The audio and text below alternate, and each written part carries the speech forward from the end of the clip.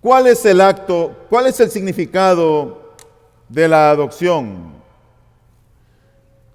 La adopción es un acto de transferencia de una familia ajena a la familia de Dios. Por la adopción, los redimidos llegan a ser hijos del Señor Dios Todopoderoso. Son incorporados a la familia de Dios, recibiendo una serie de privilegios de aquellos que son considerados hijos de Dios. ¿Dónde nosotros vemos en la Escritura el soporte bíblico para aquello que estamos diciendo? En el Evangelio de Juan. En Juan capítulo 1, en el versículo número 12, dice la Biblia: pero a todos los que le recibieron, les dio el derecho de llegar a ser hijos de Dios, es decir, a los que creen en su nombre. Nosotros llegamos a ser hijos de Dios porque se nos otorga un derecho, porque se nos confiere una potestad, y esto se da a aquellos, solamente a aquellos que creen en el nombre de Jesús. El texto lo dice con toda claridad: pero a todos los que le recibieron, les dio el derecho de llegar a ser hijos de Dios, es decir, a los que creen en su nombre. Así que la adopción es algo asombroso que nos abruma la imaginación a causa de tanta compasión, a causa de tanto amor de parte de Dios. ¿Cómo es posible que un Dios misericordioso, bondadoso y santo incorpore a su familia a pecadores comunes y corrientes como nosotros, que aún siendo salvos, aún hay un remanente de pecado en nosotros, y nosotros podamos decirle a Él Padre, y Jesucristo pueda llamarnos hermanos? Son ciertamente cosas que no entendemos, porque la Biblia dice en 1 Corintios 2, 9 y 10, cosas que ojo no vio, ni oído oyó, ni han entrado al corazón del hombre, son las cosas que Dios ha preparado para los que le aman. Pero Dios nos las reveló por medio del Espíritu, porque el Espíritu todo lo escudriña, aún las profundidades de Dios. El sermón de hoy es realmente un sermón bastante corto, probablemente creo que va a ser la predicación más corta de todo el año. Mi segundo punto es que yo quiero hacer una pregunta a esta paternidad de parte de Dios, porque si Él es Padre significa que hay hijos. La pregunta ¿es Dios Padre, Padre de todos los seres humanos? ¿Es Dios Padre, Padre de todos los hombres? ¿Es Dios Padre, Padre de toda la humanidad? Tú conversas con cualquier persona en el trabajo, en el negocio, en la oficina, donde sea. No, yo soy un hijo de Dios. Y todos dicen ser hijos de Dios. Tú has oído esa frase, ¿no es cierto? Que te dicen, todos somos hijos de Dios. Yo creo que es muy común esa frase, pero no es verdad. Es lo que se conoce como paternidad universal. Lo que la gente dice, todos somos hijos de Dios, eso se conoce como paternidad universal. Ahora, ¿qué es eso? Bueno, desde la perspectiva de la creación y la providencia, en cierto sentido, Dios es Padre de todos los seres humanos por una cosa, porque otorga vida y aliento y cuida a sus criaturas. En ese sentido, Dios es el Padre.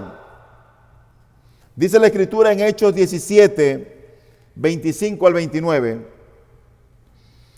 El Dios que hizo el mundo y todo lo que en él hay, puesto que es Señor del cielo y de la tierra, no mora en templos hechos por manos de hombres, ni es servido por manos humanas como si necesitara de algo, puesto que Él da a todos vida y aliento a todas las cosas. Y de uno hizo todas las naciones del mundo para que habitaran sobre toda la faz de la tierra, habiendo determinado sus tiempos señalados y los límites de su habitación, para que buscaran a Dios, si de alguna manera palpando le hallen, aunque no está lejos de ninguno de nosotros. Porque en Él vivimos, nos movemos y existimos. Así como algunos de nuestros mismos poetas han dicho, porque también nosotros somos linaje suyo.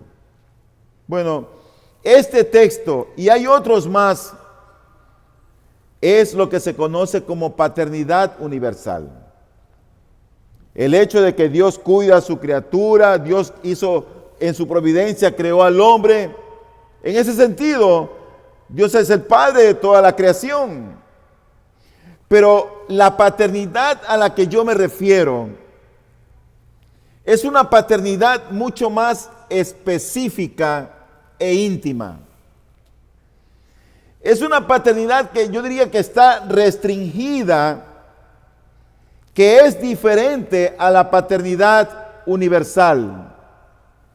No es lo mismo paternidad universal que la paternidad de la cual estamos hablando, en la cual Dios adopta a los elegidos como hijos suyos. No es lo mismo. Romanos 8:15, para ver el soporte de lo que es la paternidad de Dios a aquellos que ha adoptado como hijos. Romanos 8:15 dice: pues no habéis recibido un espíritu de esclavitud para volver otra vez al temor, sino que habéis recibido un espíritu de adopción como hijos, por el cual clamamos, Abba Padre. Pablo está escribiendo aquí a un grupo de hermanos en una iglesia, la iglesia de Roma. Y esos hermanos, él les dice que han recibido un espíritu, ya no de esclavitud como antes. Ese es el espíritu de Dios. Y ese espíritu que está en ellos los lleva a pronunciar o dirigirse ante Dios y decirle a Dios, Abba Padre. Esa es una relación de intimidad. Es una relación diferente a la paternidad universal. En Mateo capítulo 6, versículo 9, el Señor está ahora instruyendo a sus discípulos para cómo tienen que orar. Está enseñándole a aquellos que han creído en Él. No le está enseñando al mundo. Le está enseñando a los que en Él han creído, y a ellos les dice: vosotros pues orad de esta manera: Padre nuestro que estás en los cielos, santificado sea tu nombre. Eso no es una paternidad universal. Eso es intimidad, relación estrecha. Estos pasajes, por supuesto que no son referentes de la universalidad de Dios como Padre, sino que declaran una relación íntima entre Dios y aquellos que creemos en Jesús. Amada iglesia, no predicar la paternidad de Dios en el sentido de ser adoptados como hijos a la familia de Dios, con los beneficios que estos incluyen, con el cual podemos clamar Abba Padre, no solo es anular el Evangelio, sino que también es alentar a que el mundo siga creyendo en la paternidad universal, donde engañosamente creen que aquella condición de criatura garantiza la adopción a la familia de Dios. Solo aquel que primero ha sido escogido por Dios es luego llamado, regenerado, justificado y adoptado. Y solo el que ha sido adoptado es quien puede clamar Abba Padre. Que Abba es en arameo Padre, Y padre es padre, traducido del griego al español. Pero se utilizaba esa frase común junta para una expresión más estrecha cuando Jesucristo se dirige al Padre en oración. Y eso quiere decir como papito, papito. Algunos lo traducen como papito bello, papito lindo, papito hermoso. Pero es como decir papito, papito. Solamente aquel que verdaderamente es un hijo de Dios, es decir, alguien que ha sido adoptado como hijo, es que puede clamar así a su Padre Celestial.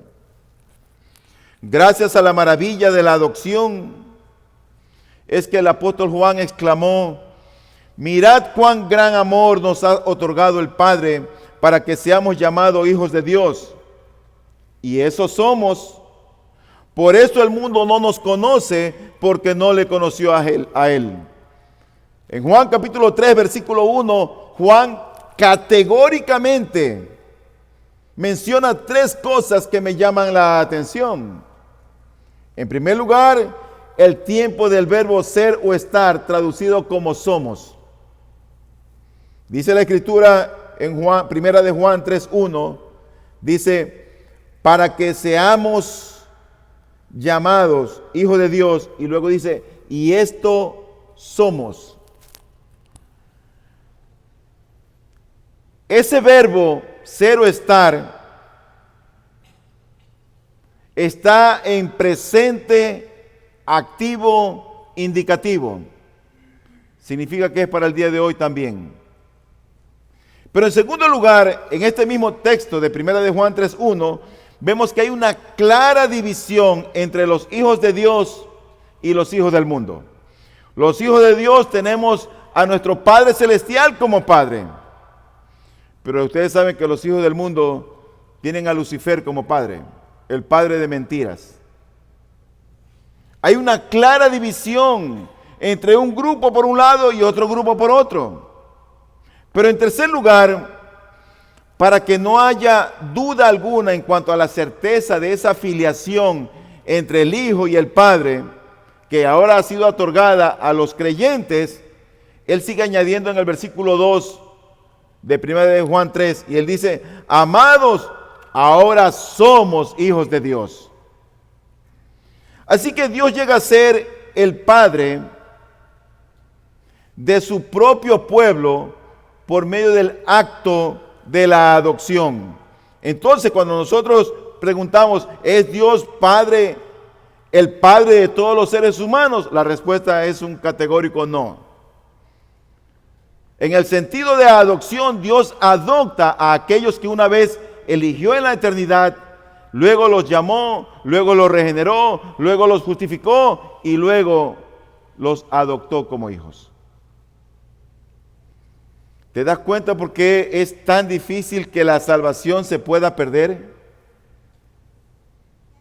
Y la salvación no se puede perder porque tendrían que desbaratar candado por candado, tendrían que desbaratar la adopción, tendría que desbaratarse la justificación, el llamamiento eficaz, la regeneración, devolver la fe, devolver el arrepentimiento y por último destronar a Dios de su soberanía y decir, yo no quiero tu salvación.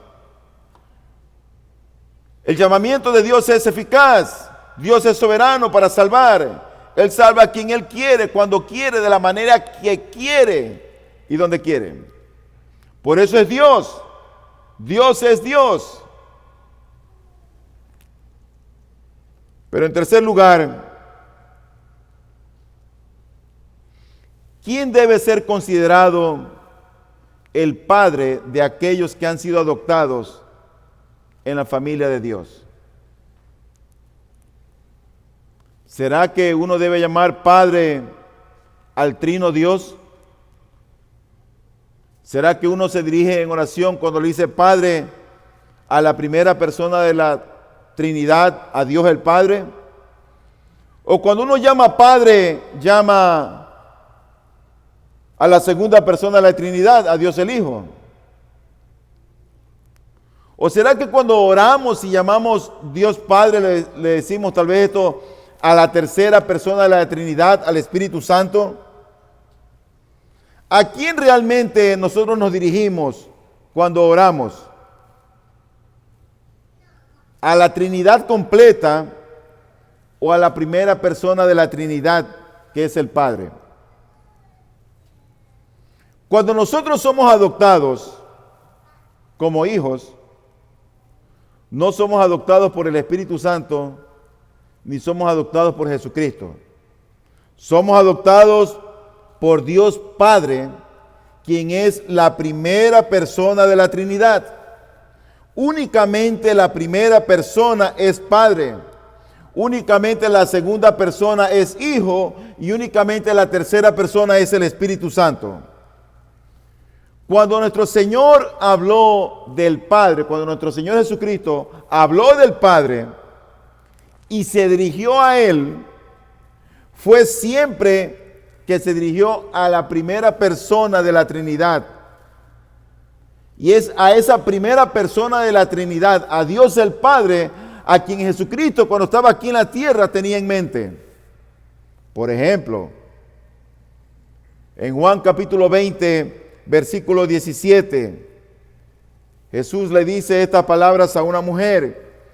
Dice que Jesús le dijo: suéltame, porque todavía no he subido al Padre, pero ve a mis hermanos y diles: subo a mi Padre y a vuestro Padre, a mi Dios y a vuestro Dios. Mira esa primera frase que dice allí: suéltame, porque todavía no he subido al Padre. Está hablando la segunda persona de la Trinidad, que es Jesús. Así que a quien se dirige no puede ser otro que a la primera persona de la Trinidad, que es Dios el Padre. Cuando dice: suéltame porque todavía no he subido al Padre, primera persona de la Trinidad. Luego dice: subo a mi Padre. Así que ese no puede ser otro que también la primera persona de la Trinidad, el Padre. Porque solo al Padre podría llamar Jesús Padre. Jesús no podía llamar Padre al Espíritu Santo. Por lo tanto, Él está llamando Padre a la primera persona de la Trinidad. Esta es una iglesia trinitaria. Creemos en el Padre, creemos en el Hijo y creemos en el Espíritu Santo.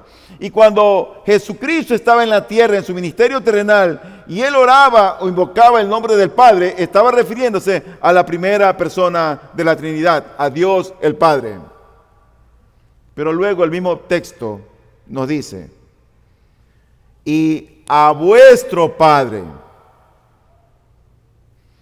Y esta es la observación más importante, porque a quien Jesús llama Padre, también pasa a ser Padre de los discípulos, Padre de los escogidos, Padre de los elegidos, Padre de los llamados, Padre de los justificados, Padre de aquellos a quienes Él ha adoptado.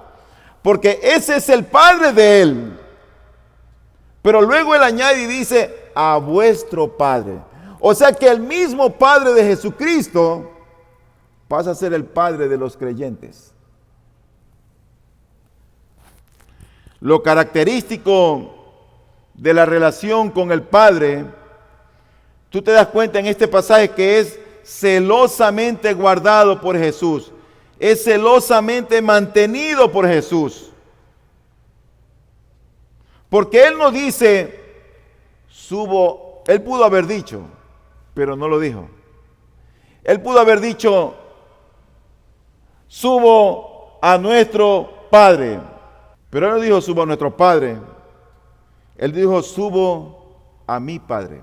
Mira esa relación. Mira esa intimidad. Y luego dice: y a vuestro Padre, a mi Dios y a vuestro Dios. Así que hay otras maneras de referirse a la persona de la Trinidad. Y está descrita en el Nuevo Testamento. Hay otras formas en que la Biblia describe también a la primera persona de la Trinidad, a Dios el Padre, entendiendo que es el Padre.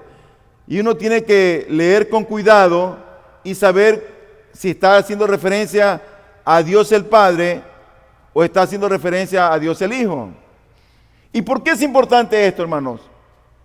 Bueno, yo entiendo que la teología alinea nuestros pensamientos. Una correcta teología nos ayuda a ser mejores creyentes. Nos desarrollamos mejores en la vida. Pero una teología torcida, chueca, nos lleva incluso a ni siquiera saber cómo orar. Tú has oído a aquellas personas cuando toman el micrófono y empiezan a orar. Señor Jesús, venimos ante ti. Señor Jesús, un momento. ¿Y no fue que Jesucristo nos enseñó a orar cuando oréis así, Padre nuestro? Porque la oración debe ser dirigida hacia el Padre. Más bien lo que pedimos, nosotros lo vamos a pedir en el nombre de Jesús, tu Hijo. Así que una buena teología va a alinear nuestros pensamientos y nuestra manera de conducirnos en la vida.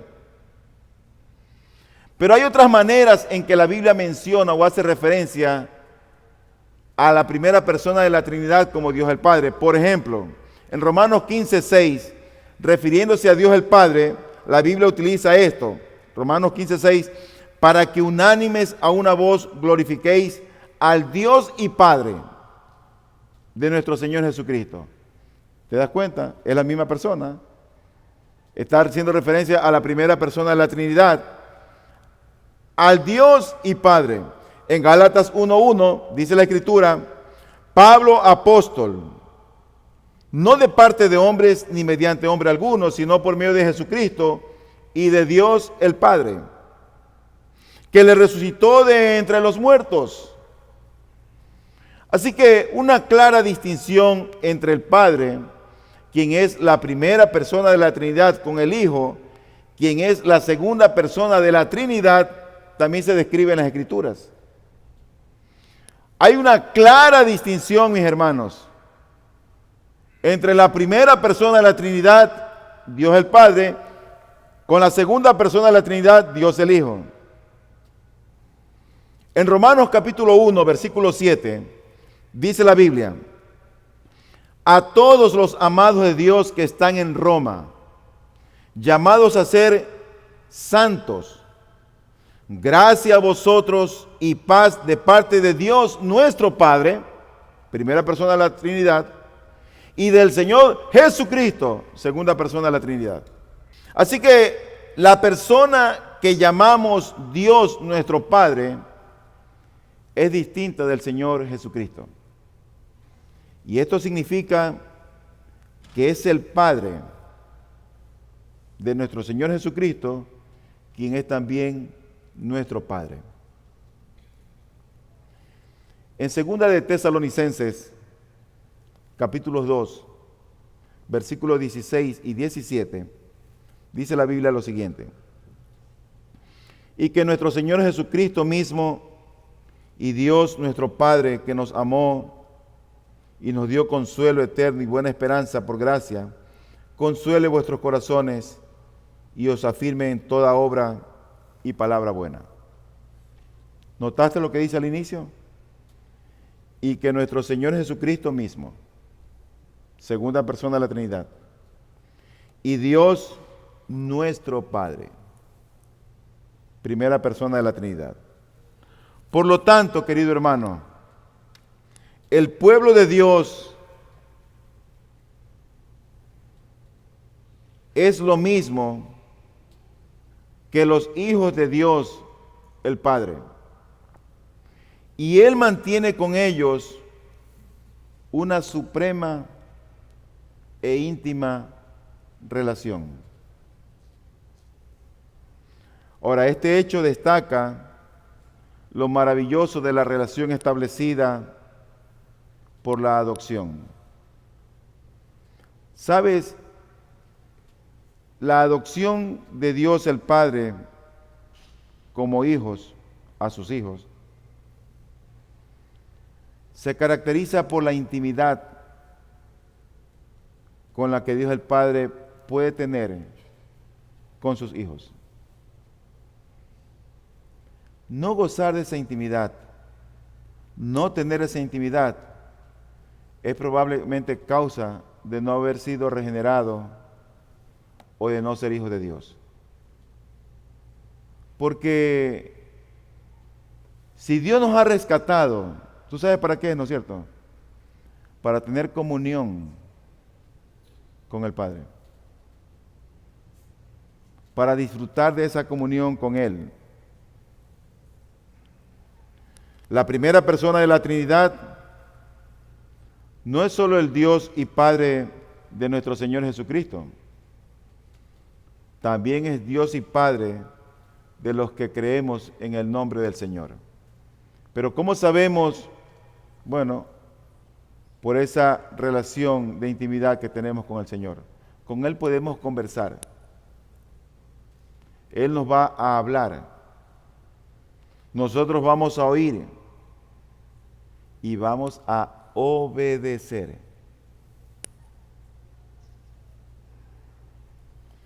Ahora, nunca debemos de asemejar la intimidad que tiene Dios el Padre con Dios el Hijo. Esa relación de intimidad de Dios el Padre con su Hijo nunca es igual a esa relación que tiene Dios el Padre con la humanidad. Nunca es igual esa relación intertrinitaria, de esa relación que tiene Dios el Padre con la humanidad. Sin embargo, la primera persona de la Trinidad, que es Dios Padre, es el Padre de nuestro Señor Jesucristo y es el mismo Padre en la gracia adoptiva. El autor mismo de la salvación, que no es otro más que nuestro Señor Jesucristo, Él no se avergüenza de llamar a aquellos que han sido adoptados por Dios el Padre, siendo el mismo Padre, no se avergüenza de llamarlos a ellos hermanos. ¿Tú te das cuenta que Jesucristo pasa a ser realmente nuestro hermano? Tenemos al mismo Padre. El mismo Padre de Cristo es el mismo Padre de los creyentes. Y Él se alegra con un gozo indescriptible. En el libro de Hebreos, en el capítulo 2, versículo 11, dice la Biblia lo siguiente: porque tanto el que santifica como los que son santificados son todos de un Padre, por lo cual Él no se avergüenza de llamarlos hermanos, diciendo: anunciaré tu nombre a mis hermanos, en medio de la congregación te cantaré himnos, y otra vez, yo en Él confiaré, y otra vez, he aquí, yo y los hijos que Dios me ha dado. ¿Qué beneficios obtenemos como resultado de la adopción? Bueno, estamos ya en épocas de los colores blanco, rojo y verde. Estamos ya en época festiva, ya se respira a Navidad. Así que los beneficios como regalos de la adopción son puros regalos. Regalos que Dios ha dado, regalo tras regalo. Regalo, regalo, regalo. Y quiero mencionar solamente 3. Lo primero que Dios nos da cuando nos adopta como hijos es el regalo del Espíritu Santo.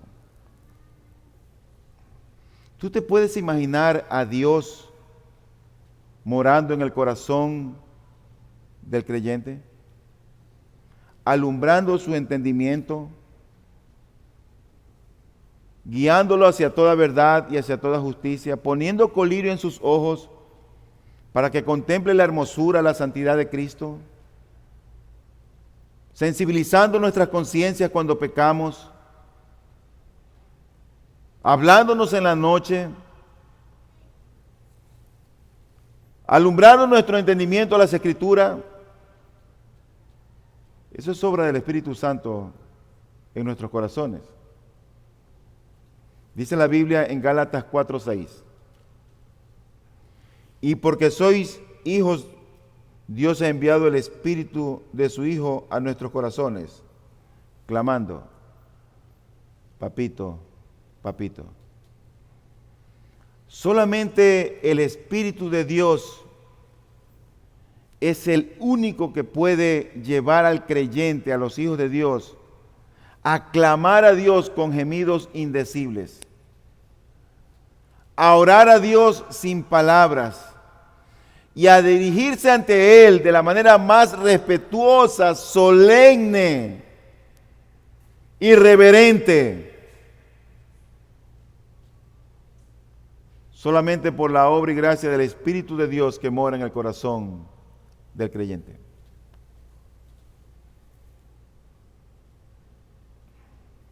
Qué regalo, el regalo del Espíritu Santo de Dios. Muchos no lo conocen y muchos creen que es cualquier alboroto o caos en la iglesia.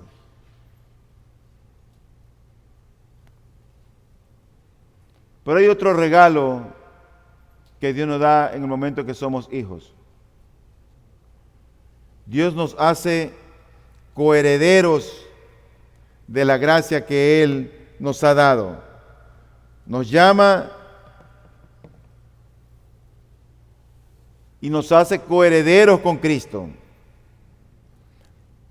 El mismo Espíritu da testimonio a nuestro espíritu de que somos hijos de Dios. Y si hijos, también herederos, herederos de Dios y coherederos con Cristo, si en verdad padecemos con Él, a fin de que también seamos glorificados con Él. Tengo el texto, pero no anoté la cita. Es decir, que nosotros somos, por un lado, herederos de Dios, pero coherederos con Cristo el Señor. Coherederos con Cristo. Qué maravilla que todo lo que Dios preparó, también lo hizo para mí, para sus hijos. Y finalmente, otro beneficio de ser adoptado como hijo de Dios es ese regalo del cuidado que Dios tiene para con sus hijos.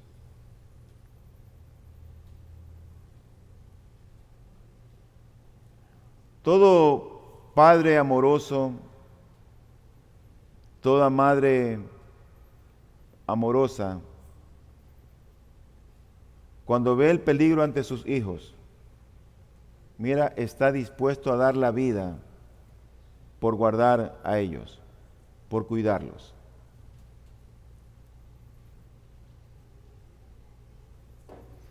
Yo recuerdo en cierta ocasión, estábamos visitando a mi mamá cuando ella vivía todavía aquí en el país, y estaba con uno de mis hijos, y yo estaba en el carro y él había salido del carro, iba donde su abuela, y estaba a unos 3 metros de distancia mío, y veo un perro que se iba a lanzar sobre mi hijo, que tendría en ese año tal vez 6 o 7 años.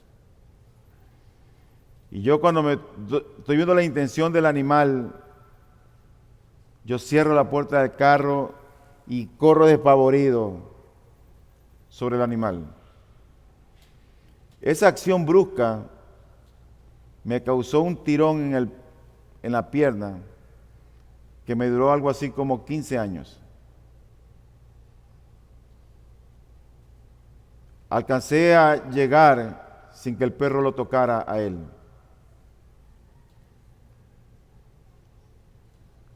Y el perro no le hizo nada. Ahora tú te imaginas un hombre débil,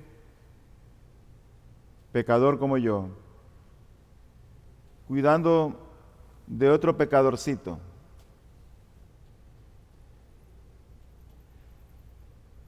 ¿Cuánto más Dios el Padre, como hijos de Él, Dios que es pura bondad, puro amor, no cuidará de nosotros. ¿Sabes que ese es un privilegio extraordinario del cual no lo gozan los que están en el mundo? Los que están en el mundo, ellos están bien con sus trabajos, con sus logros alcanzados, con sus metas. Probablemente gozan de la gracia común, que es diferente de la gracia salvífica, de la gracia especial que Dios tiene para con sus hijos cuando los cuida. No es lo mismo. Dice la Escritura en 1 de Pedro 5:7. Echando toda vuestra ansiedad sobre Él, porque Él tiene cuidado de vosotros. ¿Sabes el tremendo privilegio que el hombre tiene cuando es llamado hijo de Dios? Quiera el Señor que Él traiga muchos hijos a su redil, añada muchos hijos e hijas a su reino. Una cosa es ir a la iglesia, otra cosa es ser hijo de Dios. Una cosa es tener a Dios como Padre en el sentido universal, otra cosa es ser adoptado como hijo. Lloro a Dios que el Señor adopte a muchos hombres y mujeres. Si tú eres alguien que el Señor te ha elegido, de seguro que Él te va a llamar. Y seguro que te va a regenerar, te va a transformar, te va a cambiar. Y con toda seguridad que te va a justificar y al mismo tiempo adoptar. A veces podemos ver nosotros todas estas cosas como etapas separadas, pero hay muchas cosas que ocurren en un solo instante. Yo creo que la regeneración con la justificación, es decir, el arrepentimiento, la fe y la justificación ocurren ahí en un instante. No son cosas separadas. El mismo hecho de que Dios nos hace hijos, no es que son cosas separadas y después viene lo otro, no. Es en ese instante, cuando Él te transforma, que Él ya te adoptó. Y realmente en la eternidad ya eres un hijo de Dios, lo que pasa es que todavía no se ha vislumbrado. Pero oro al Señor que el Señor abra nuestro entendimiento, abra nuestras mentes y empecemos a confiar en el Dios vivo y verdadero, que adopta a hombres y mujeres conforme a su beneplácito.